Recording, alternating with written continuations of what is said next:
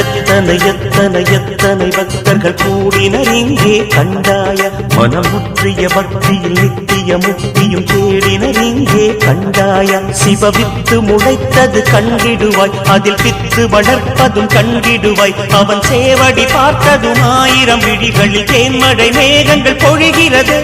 சிவமே மலையாய் ஒளிரும் அழகி எத்தனை எத்தனை எத்தனை பக்தர்கள் கூடினர் இங்கே கண்டாய மனம் முற்றிய பக்தியில் நித்திய